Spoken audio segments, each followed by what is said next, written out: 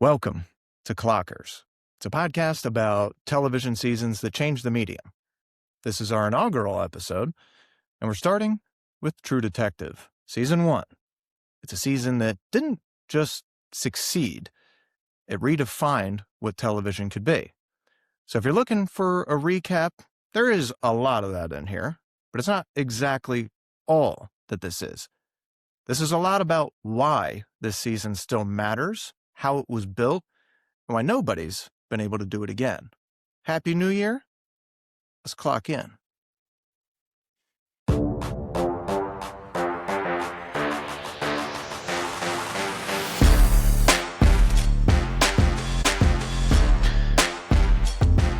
are a lot of great television shows. There are very few seasons that permanently change the medium. True Detective Season 1 is one of those seasons. And what's interesting is it didn't do it with spectacle. It didn't do it with some massive cast. It didn't even do it with a massive budget. It did it with 2 actors, 1 writer, 1 director, 8 episodes, and a level of creative control that basically doesn't exist anymore. This season still comes up in every best of conversation, not because it's perfect, but because it felt dangerous. It trusted the audience. It took itself seriously without apologizing for it. And that's really what this podcast is about. That's what Clockers is about. Why certain seasons stick, and why some television imprints itself on culture and others disappear a week after the finale. So if you've seen True Detective Season 1 once, twice, or 10 times, this isn't, some episode recap. It's a conversation about how the season got made, why it worked. We will go through the episodes and the timelines and all that stuff, but why nobody has quite been able to do it again. So with that, I have the crew with me right now. Gentlemen, is this the greatest season in TV history? CK? It's up for debate, obviously. It was on at the same time as we've got Game of Thrones. Yes. We got Breaking Bad. They're calling this the golden age of television. I think we're getting out of that now, because now it's streaming. Soon we're gonna be getting into AI stuff. But this, you're coming out of Sopranos and Band of Brothers, Pacific, really just HBO with the freaking monopoly of the greatest shows ever. But even Starz had Californication, which I love. They had good shows on there too. The only thing for me personally that is just as good as this is Game of Thrones, but I couldn't narrow it down to season 2 or season 3. Right. Because I love them both equally.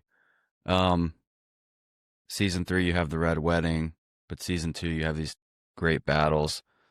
So for one season, season 2 and 3 of True Detective suck. They're terrible. They're terrible. 3 has very good acting. Is that with Jodie Foster? No, that's 4. That's 4. Who's in 3? Mahershala Ali and Stephen Dorff. It's Okay. very well acted. Just nothing happens. Yeah. Okay. It is like watching people just live and talk about a case and go back and forth on these different timelines and stuff. The only way to do timelines is the way that they are done in this show, because it wasn't confusing at all, because the characters look different. They look like they had aged. It tells the story perfectly, and it helps shape the narrative for it. So the way that they did it in this was perfectly done, but it wasn't supposed to be a show at first. It was really just supposed to be a novel. And then they turned it into, said, well, I think we can make this into a show. And then they got McConaughey. Originally, though, he was going to be something else. We'll get into that stuff in a little bit. But I wanted your initial thoughts on this television show, because when we came up with the idea, we love movies, we love TV. When we came up with this idea of, well, why don't we just do kind of what we do on Night Shift? Why don't we come up with a TV podcast where we do the same thing, but we just review our favorite seasons of television? The thing that I thought of first was this.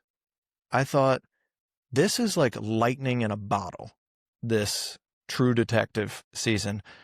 It comes out in 2014. It's the first time I can remember where you got big screen actors to go down to the small screen.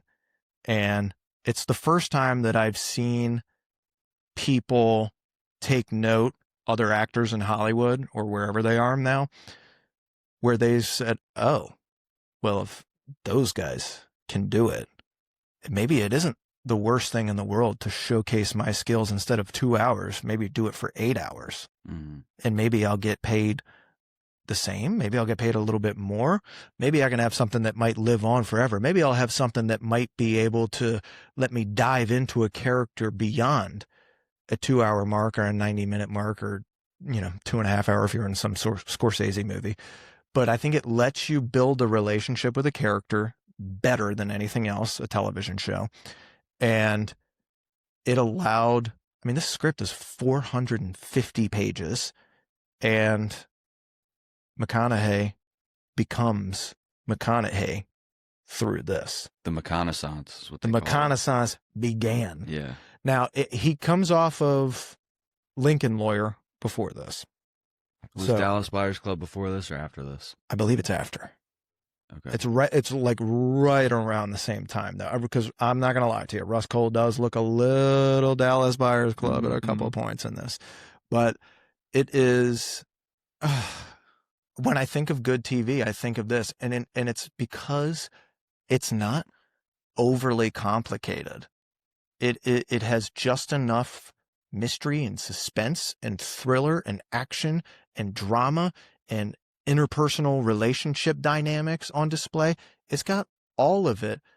But I feel like if this was a show that was made today, they would double the cast. They would try to double the storylines in it so that There it's would have to be so many different freaking involved. things going on. There's no woman in this that's like, well, there's Maggie. But Maggie. they would have to have a detective that's a girl. Yeah, they would. Because really, I don't think the Louisiana State Police had anybody in the office that was a female other than the secretary. You think this is the best season of any show? Are you giving it number one? Let me say something on that. Go ahead. That's tough to say.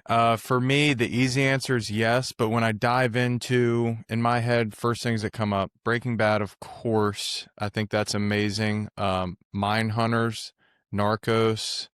I left out Walking Dead. Walking Dead, Peaky Blinders. If we're talking, does it have to be a drama series?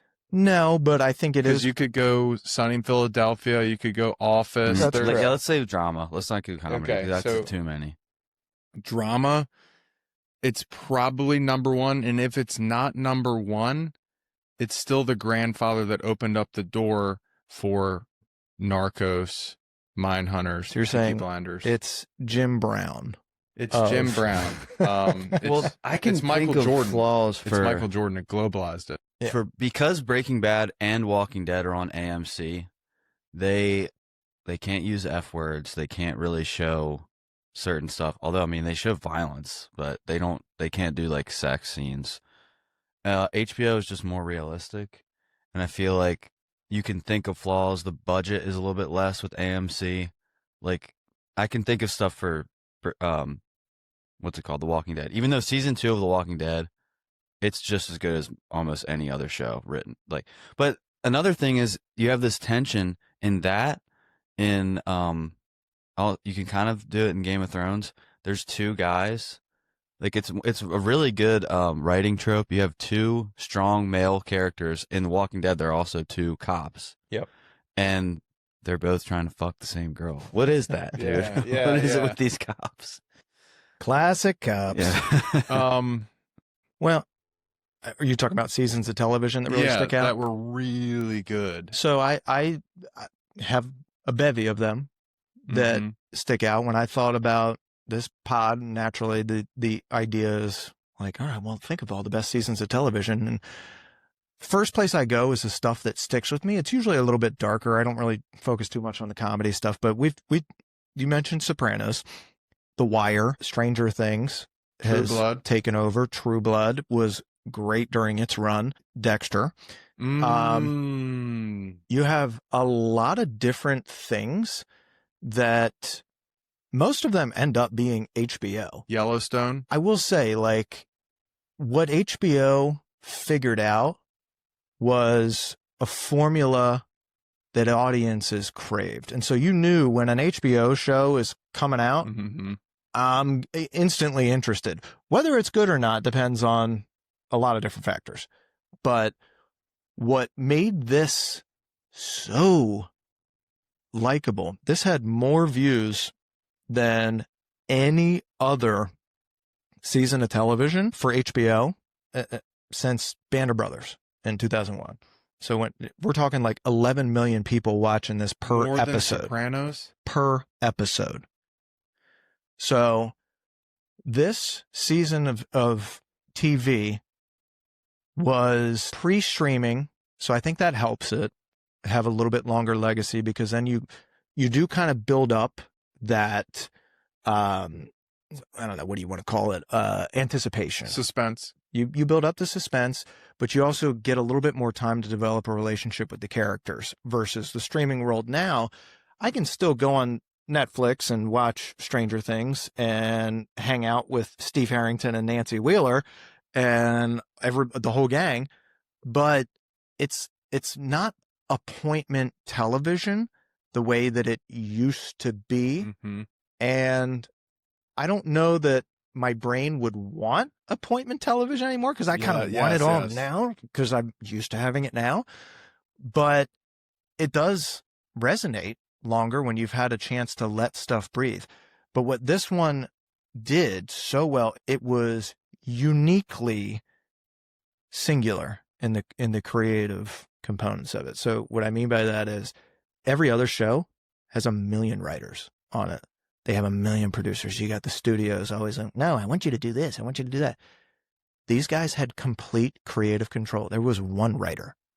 There was one director, not a bunch of them doing, like, even the new True Detective, it's like a new director for every episode or something like. It's crazy. It's exhausting. Think about that. But that's why this one resonates so well, because it is the same theme throughout. And there's no like, why did they do that? Or, that doesn't make a whole lot of sense, because it's the same person writing it. You don't have 50 different people on there saying, well, what if we do this or throw this character in there, just making up shit to make it up and throw red herrings in and confuse the audience or give them something like, oh, we gotta see how it goes next week, like soap opera television. You know what I mean? It's not like that. And so when I think best seasons ever, I think peak HBO, I think of this show. I think it became shorthand for quality in television. So when you think quality in television, I think most people that are our age that were really into this, I think they think True Detective. It's got to be in their top 5. This first season did so well and was so perfect. It has created the expectation that every other subsequent season would be really good, and they have all sucked. And you touched on this earlier, how this was the breakout for McConaughey. I think for the whole SAG, every single actor there is, it gave hope that, hey, you don't have to be pinholed forever. Right. If you do a show like this and you get 8 hours instead of 2, you can change your whole MO. And he's the first. So this show is a first in many ways. 100%, dude. I think it just gave him the room to explore the character further and to really dive into it. And I think they are both so believable as their characters, Woody Harrelson and Matt McConaughey in this. doesn't hurt that they're friends in real life. They actually vacation together and stuff like that. They knew each other. They're in commercials that. with the AC. They're awesome. And it's also funny too that like who they present themselves as in the show, they're kind of like, you know, roles reversed in real life. Yep. But it's still like just chemistry is off the charts, and there's not too many cooks in the kitchen on this, which I think the more you study television and movies, the more you figure out how much involvement there is with it. There's editors and producers and all these different people that have their own opinion and say and stuff. And it just makes it way more difficult. If you're going to make really good art, I think you have to trust the artist and not just let everybody come in and have their own say. You're not going to be able to please everybody.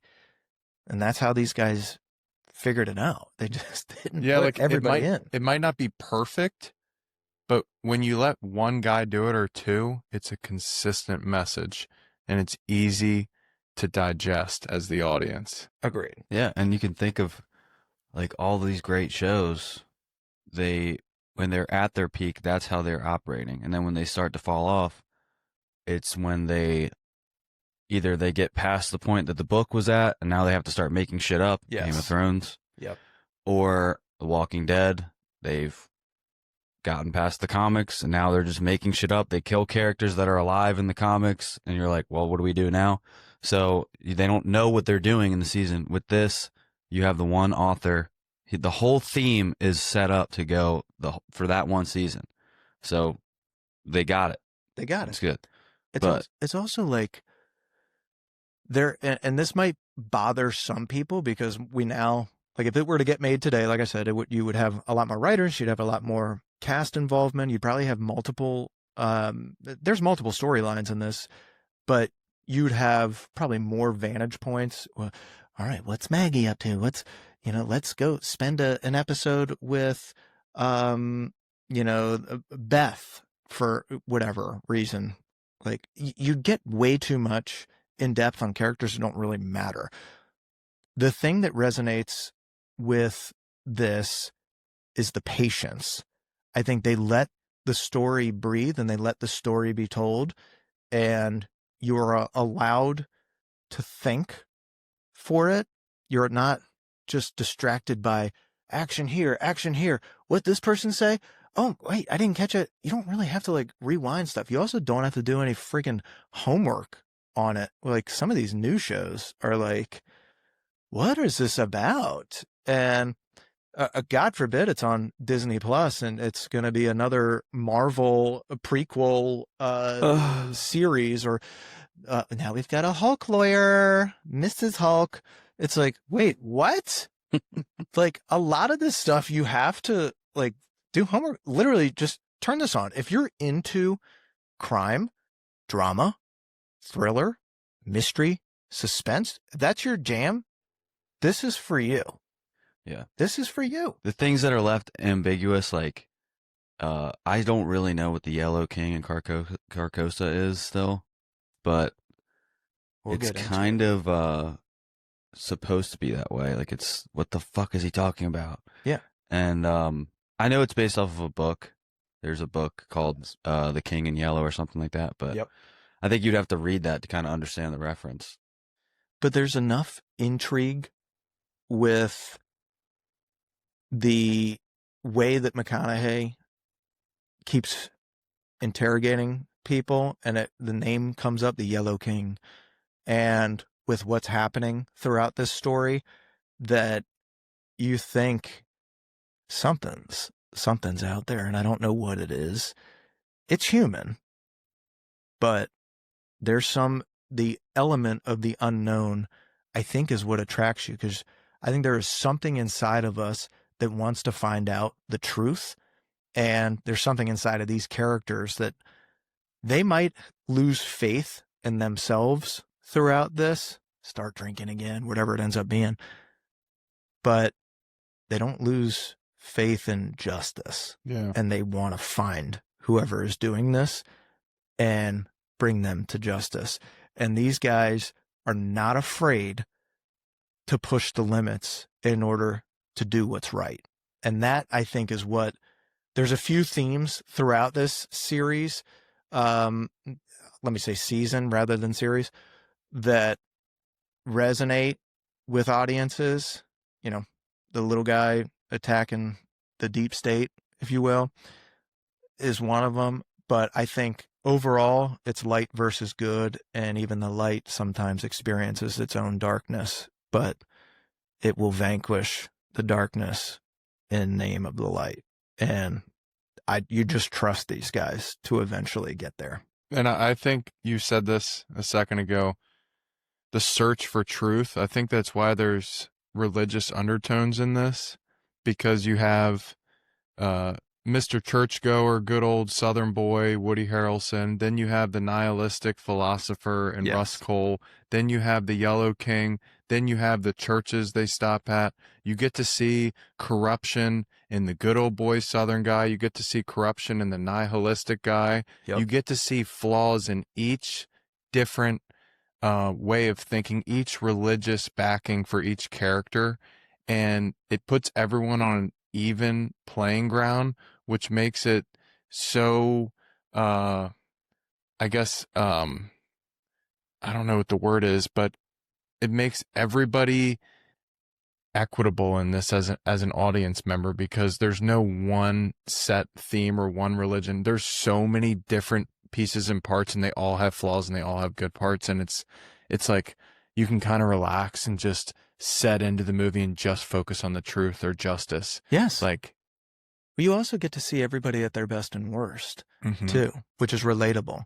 You see Rust doing the stuff that he doesn't want to do, like the drinking and meth. You get to see him. You get to see him come to terms with himself. He starts off as this guy who is this incredible, incredibly sure of himself person, and then, as the season goes on, it becomes more and more vulnerable. And then you see Maggie, this, proper wife of Marty, eventually break and then do what she does with Rust. So you see her at her worst. Mm-hmm. And then you see Marty with his infidelity at his worst. And did you know, sidebar, they didn't really want to do any nudity in that, but HBO was like, you're going to have to. I'm sorry. You're going to do it. You're going to like Darius pulls her boobs out. Yes. So she does that. Beth does whatever she does. You get to see her too. So there's it's not your typical HBO show where you're getting like that every single episode. Yeah. But you do get to see it. And I think it's, I don't know that tasteful is the right word for it, but you do get to see everybody at their best and worst, and more often than not at their worst. And so it makes you feel like, well, if those people can stoop to that level, then, whatever I'm doing is not that bad, So I do think that we do love, as an audience, we love drama. We love nudity, like it or not. We like relationship tension, no matter how uncomfortable it is, because it feels familiar, whether that is romantic or a new partner. Yeah. If you're exactly. We love to be voyeurs to bad things, even if it's just for a bit, whether it's drugs, violence, sex, murder, the shock value of some of this stuff, the stuff that it's like, oh my God, I can't look away. Though. I want to see. We love putting ourselves into the unknown and the unseen and feel like we are there experiencing it with characters for the first time.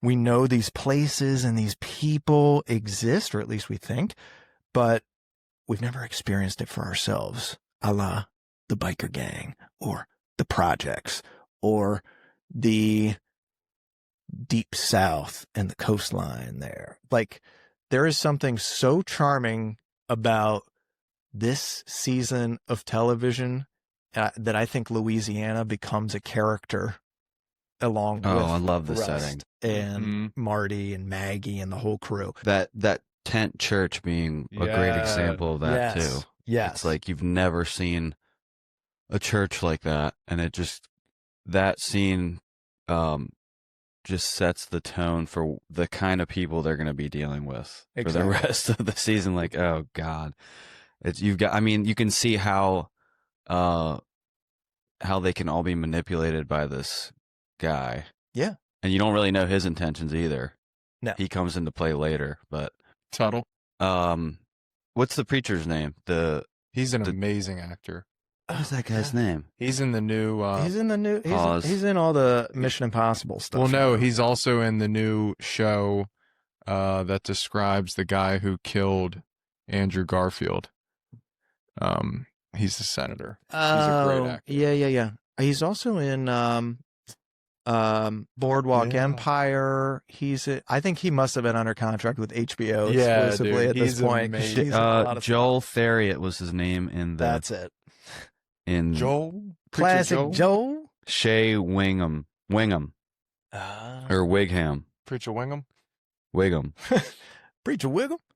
But even him, you get to see him at his worst because he's at his best when he's preaching and he's, he is this born again Christian or whatever, giving these sermons in this Bible Belt, tent revival atmosphere. And then you fast forward a couple years later and he's drunk and down on his luck and all this stuff. So, before we get and he knew about something.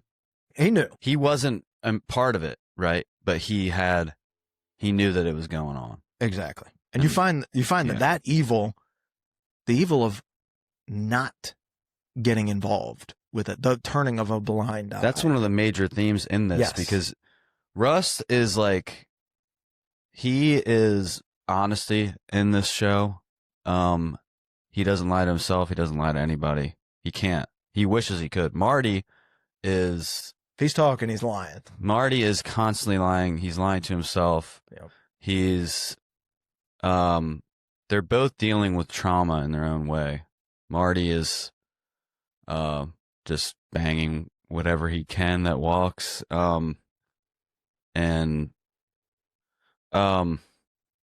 Yeah, what were we talking about though? Why did I bring that up? He's not just lying. He's like, as far as getting girls, he's lying as in he's saying all the right things to his coworkers to be the likable guy. And Mhm. Rust is the perfect antithesis to that, saying, "Oh my God, you're just fucking full of shit, dude." Yeah. Oh, but he's the only one that's actually after the truth of the case. Yes. Everybody's sucking up to the fucking Tuttles. Like, we know what they're doing, but hey, they play poker with the mayor and they know the Exactly. governor said we can't touch them. The chief especially. Dude, the one thing that I can't stand in every single detective show, the fucking chief is always like, "You guys, I've given you 1 week. You haven't figured out anything. That's it. You're off the case. Every time. You're off the case." It's like, What? Give him like a month, dude. Yeah. how many cold Every cases show. are there? Like, Dude, a billion. the chief is always against the detectives. Is Yeah. that how it is? Like, we need to call a detective. Yeah, we need to have a detective with us next time for these. Yeah, a true It detective. makes sense. A 'Cause true detective. they're the first ones that get the heat from the politicians. The True. mayor. Well, maybe it's really like governor. that. I mean, I bet don't you know. it is. But it is, if I had to to an say extent. there's one, it's not really a flaw, but it's kind of a cliche in this show. Mhm. That's in every cop movie. Even in the other guys. Yeah, It's yeah. like literally It's every even single comedy. cop movie.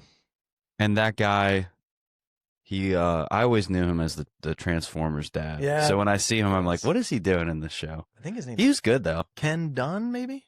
He's very good in this. I like He was good in it, but I just can't get that him being the dad from Even- Transformers out of my head. even the next captain or chief or whoever In the crapped next on him. season. Yeah. No. I mean, in that season. So that guy, Transformers dad, is Oh, in he it gets for like promoted. He gets promoted and then they get him on the boat. episode. We'll get to that. All right. For the audience, let's recap the premise here. because we talked a lot about this before we go any further. I want to recap it. We have two detectives that investigate a ritualistic murder. The case becomes inseparable from who they are. Solving the crime matters a little bit less than surviving it as the season goes on. That's the short version. The long version is in 2012, Louisiana State Police detectives Rust Cole and Marty Hart are brought in to revisit a homicide case that they worked in 1995. As the inquiry unfolds in present day through separate interrogations, the two former detectives narrate the story of their investigation, reopening some unhealed wounds and drawing into question their supposed solving of a bizarre ritualistic murder in 1995. The timelines braid and converge in 2012 as each man is pulled back into the world that they believed that they had left behind. In learning about each other and their killer, it becomes clear that darkness lives on both sides of the law. So, this is a crime, drama, mystery, thriller genre. There is some Southern Gothic and neo-noir elements to it. It's got an oppressive, intimate, but fatalistic tone. It is set in Louisiana. Originally, they were going to do it in Arkansas. Glad that they changed that. I would even throw horror into a little bit of horror. There is a little bit to it. And I think having it be in Louisiana made it so that it's so weird, because Louisiana has this charm to it because it is Southern and the people still have that twang, but it's got that French Cajun piece to it that kind of twists things up a little bit. By the way, well, they have their own religion thing. Yes. It's also the names in this are phenomenal. I mean, God, they nailed every single name in here. The victims, Dora the bad Lang, guys. Reggie Ledoux. Yeah, Reggie Ledoux. That is the most Louisiana I had a name. substitute teacher named Miss Ledoux. So did I. Reggie's mom? We probably the same mom. Yeah. Is she big? I don't remember. Might have been Reggie's mom. You might have been. Might have been Miss from the Reggie. bayou. Down the bayou. Prior to this, I think Louisiana was best known for Waterboy. No, I'm kidding. I just think that, like, it has this charm factor to it. It's also got the water, which is always compelling. Water is always compelling. Anything along the coast, I'm in. The bayou. The bayou, because you know that there's monsters in the water no matter how beautiful it is. The forests are thick and full of unknown, but it's also pretty to look at. You see some people doing really well, the Tuttles. You see some people that are the poorest of the poor. And it just seems like a world where kind of anything can happen, but it's small enough where everybody kind of knows everybody too. And so I think with that, it sets the perfect background for this kind of story and becomes one of the funnest and most interesting characters in the whole story, the setting, which is super unique. There's a lot of decay. There's some industry. There's some emptiness, and a lot of forgotten spaces in this. And frankly, a lot of forgotten people. That's another theme to this that I think resonates with the audience. They're thinking, well, maybe if I was less fortunate, I could have been one of the victims and been forgotten. And there's people out there that would be like, well, whatever, they didn't matter. There's a nobody. And then there's people that are like a Rust Cole who are like, nah, I'm going to find out who did this to Dora Lang and who's doing this to all these people and put an end to it.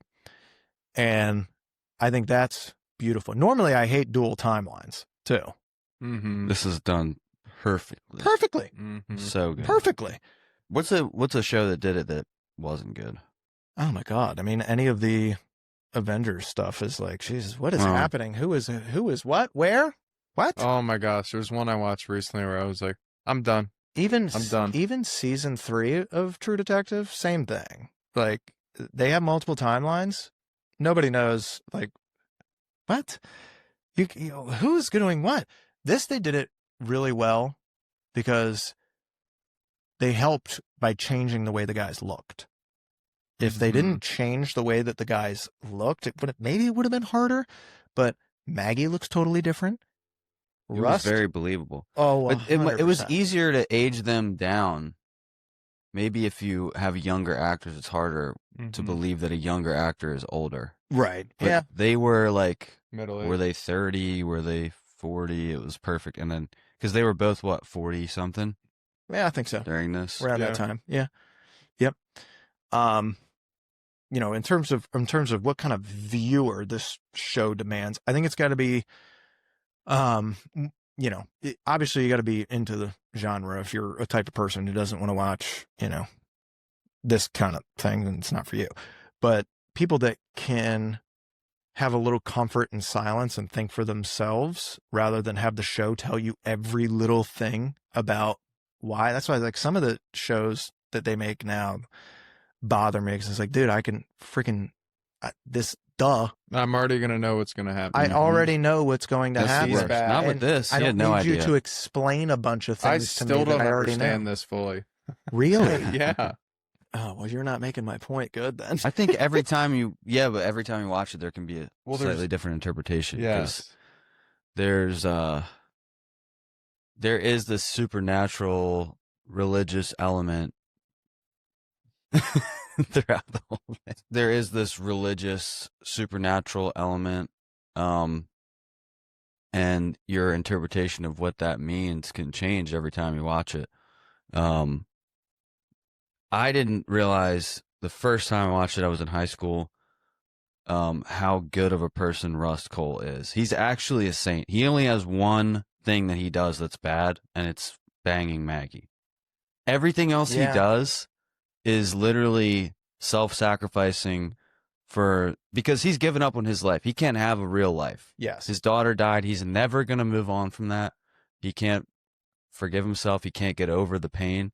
So he is fully committed to basically saving these other kids that are endangered. And he will literally do anything. Like the scariest thing you can think of, like going in undercover, doing drugs, pretending to be in this biker gang, and then going into a gang neighborhood and just not giving an F.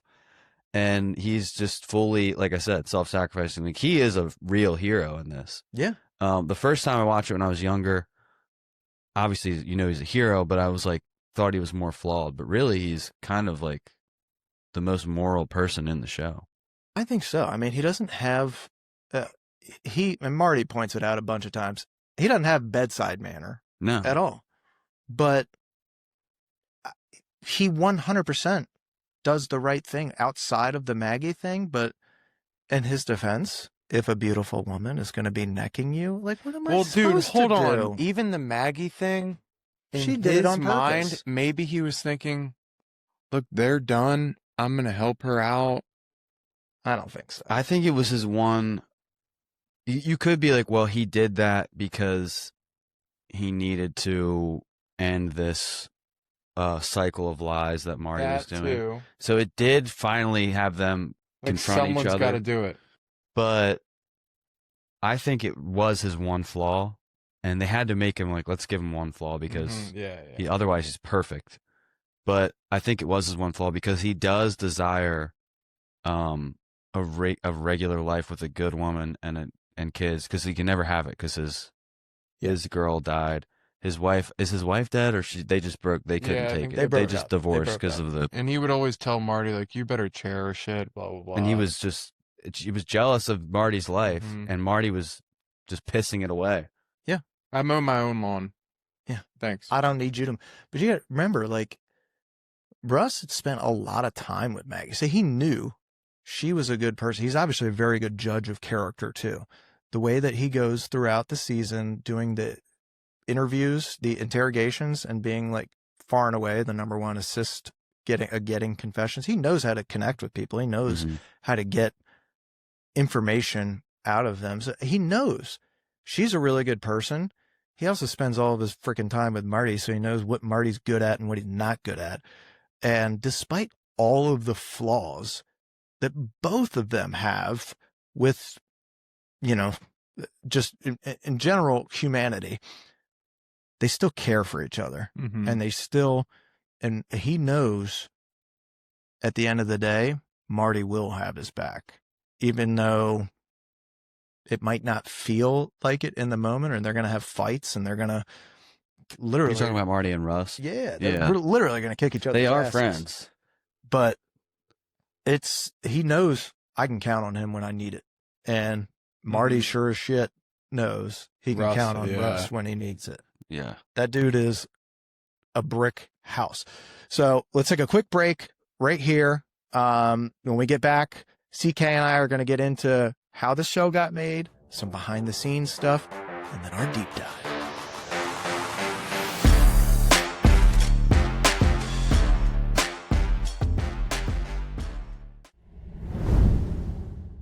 That's it for part 1 of our Clockers breakdown of True Detective Season 1. In part 2, we're diving into how this season was built, the structure, the performances, and the choices that made it feel dangerous in the very best ways. If you missed part 1, go back. It sets the foundation for everything that's coming next. We'll catch you on part 2.